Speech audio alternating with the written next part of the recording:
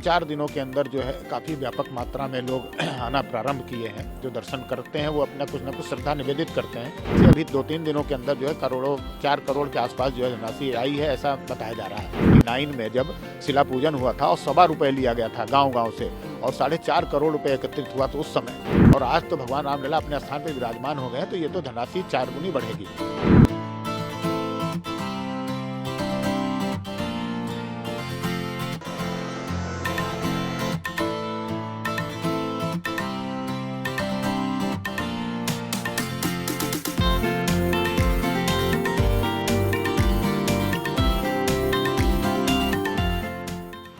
देश भर से आने वाले श्रद्धालु जो हैं उनका अपना समर्पण है, और वह अपने समर्पण के उसमें कोई धनराशि दे रहा है, कोई सोने चांदी को दे रहा है।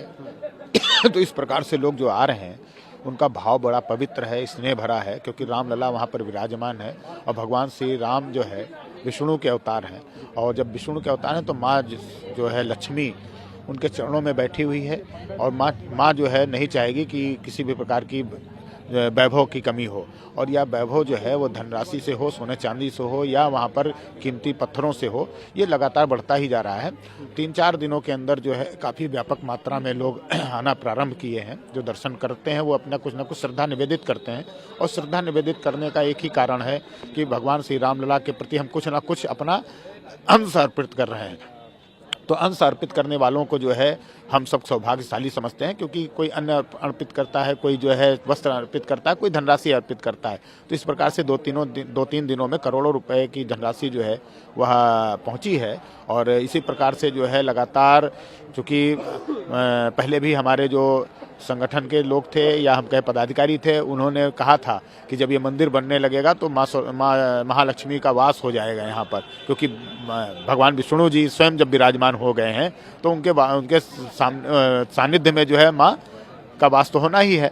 तो आज जो है करोड़ों रुपए की जो धनराशि है वो इसी का आधार है, और इसी प्रकार से बढ़ोतरी हो रही है। तीसरा चौथा दिन है, लगभग कितना अमाउंट जो है अभी तक कवर हो चुका है, कितना अमाउंट? देखिए, अमाउंट का जहाँ तक है, ऑनलाइन जो देने वाले लोग हैं वो तो सीधे बैंकों में भेज रहे हैं, और बैंकों में भेजने के कारण जो है उसकी गिनती तो उन्हीं से प्राप्त होगी।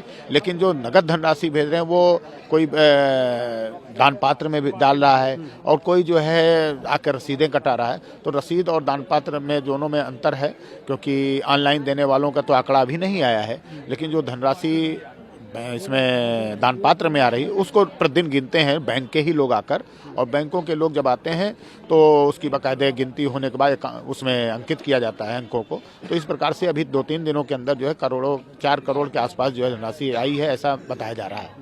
वीवीआईपीज़ का जो दान है वो कैसे कैटेगराइज? देखिए, वीवीआईपी और वीआईपी या हम कहें आम जनमानस जो है वो सभी बराबर हैं, लेकिन सबकी देने की अलग अलग एक दायरा उन्होंने बना रखा है। जैसे वीआईपी है या कोई आम आदमी भी चेक देता है, लेकिन वीआईपी भी चेक काटता है और ऑनलाइन भी भेजता है। तो घर बैठे वो यूपीआई के तहत या मान लीजिए इसके ऑनलाइन जो है वो अपने यहाँ से ही मोबाइल से द्वारा भेज देता है।